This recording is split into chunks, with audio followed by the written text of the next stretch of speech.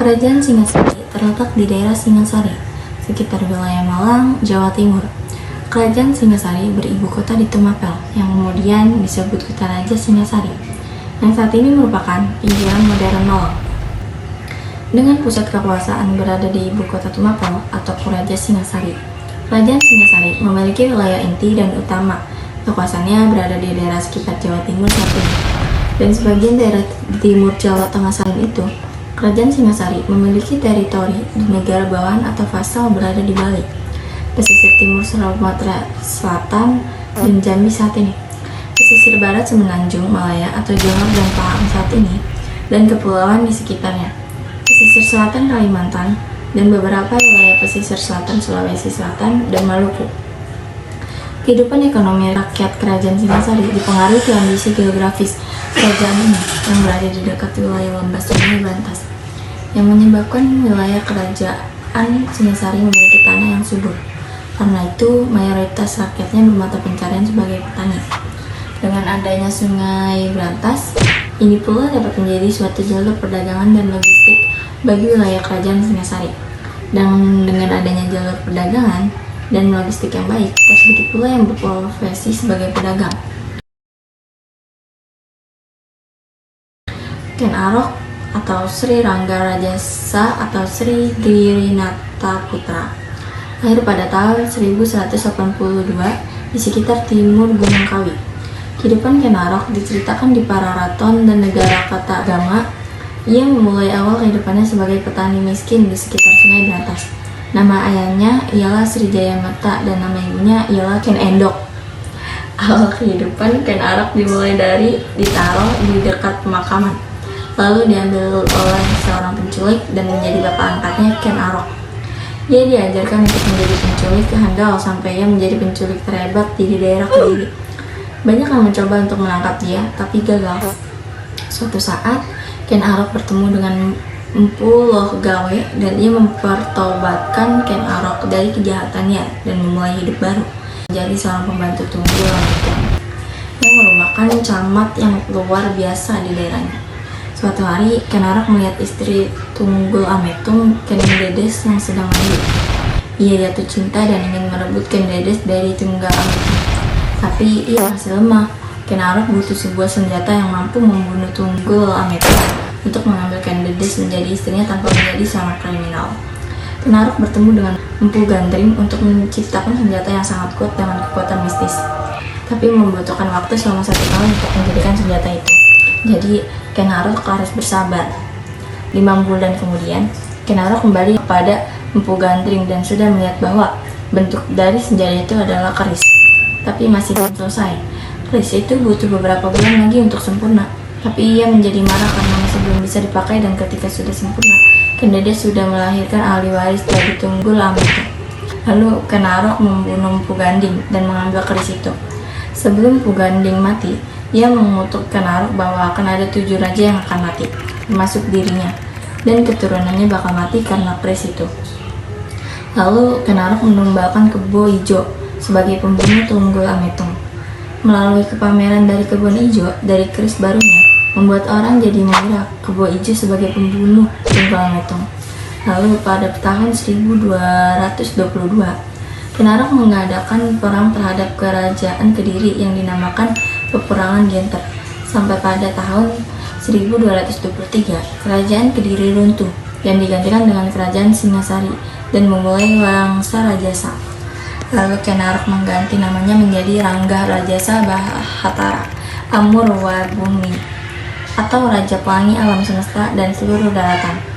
Dia menjadi Raja Singasari sebelum akhirnya dibunuh oleh Anuspati dan mengetahui bahwa bapaknya dibunuh oleh Ken Arok dengan keris. Dia mengambil keris yang sama persis saat Ken Arok membunuh Tunggal Ametung, yang dinamakan sebagai keris Gadring pada tahun 1227, versi Pararaton 1247.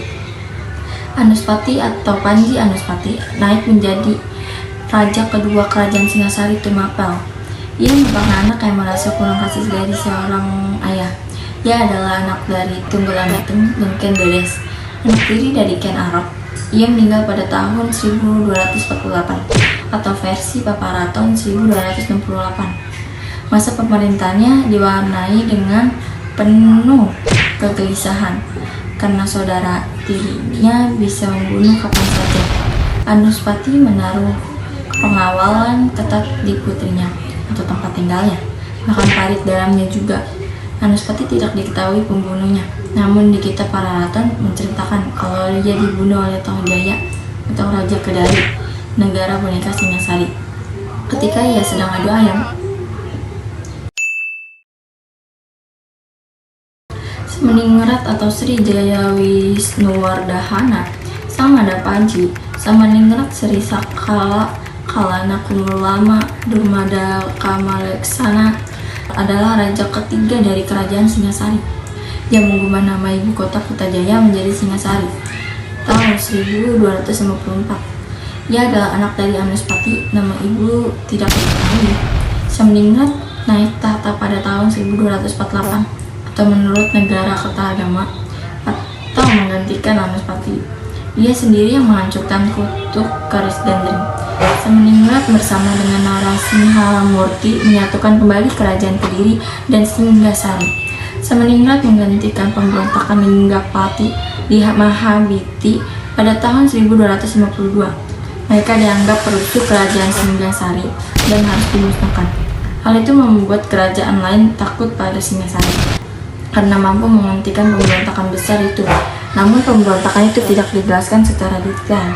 Samaningrat mengangkat Kertanegara menjadi putra mahkota pada tahun 1255 sebelum ia turun tahta pada tahun 1268 dan mati pada tahun 1270. Kertanegara atau Sri Maharaja Kertanagara adalah raja terakhir kerajaan Singasari. Nama ibunya adalah Jayawardhani.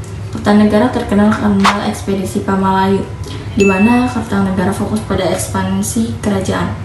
Ia menjadi raja pertama yang berambisi menyatukan Nusantara. Ia dianggap sebagai satu-satunya raja yang naik tahta secara damai para raton. Kertanegara berhasil menguasai seluruh daerah Melayu dan beralinisasi dengan orang Campak.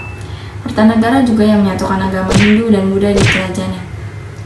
Kertanegara termasuk raja ambisius. Hal ini dapat dibuktikan dengan pemecatan kabinet kerajaan yang menolak cita-citanya dengan mengganti kabinet yang mendukung cita-citanya. Hal itu memicu terjadinya pemberontakan Caya Raja pada tahun 1270. Kertanegara membagi ekspedisi Pamalayu menjadi dua, yaitu bagian pertama 1275 fokus pada penaklukan tanah Melayu, dan yang kedua 1284 fokus pada pembentukan aliansi untuk menahan serangan Mongol. Namun, hal itu tidak mampu menghentikan Mongol untuk menghancurkan Singasari. Hal itu dimulai dari Kertanegara menolak untuk tunduk pada Mongol sebagai negara boneka, bahkan melukai utusan Kublai Kaisar Mongol saat itu. Mengkai secara tidak langsung, dia mendeklarasikan perang terhadap Mongol pada tahun 1263. Setelah Jaya Katuang untuk menghancurkan kerajaan Singasari dengan membunuh Kertanegara dan menghidupkan kembali kerajaan Kediri 1292 sampai 1293. Kehancuran kerajaan Singasari.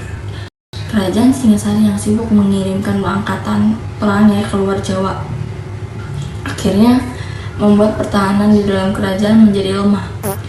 Pada tahun 1262 terjadi pemberontakan Jaya Katuang, Bupati Gelanggang, yang merupakan ipar dari sekaligus besan dari Kertanegara sendiri, karena ingin membalas dendam terhadap bangsa Rajasa yang telah merebut kekuasaan dari kerajaan Kediri, serta membunuh keluarga dan leluhurnya. Pemberontakan ini menyebabkan kematian Kertanegara dan runtuhnya kerajaan Tumapel. Setelah runtuhnya Tumapel, Jaya Katuang mengangkat dirinya menjadi raja dan membangun kembali kerajaan Kediri dengan ibu kota di Dahda. Riwayat kerajaan Tumapel pun berakhir. Selanjutnya, kerajaan Kediri yang didirikan oleh Jaya Katuang ini juga akhirnya hancur oleh serangan bangsa Mongol.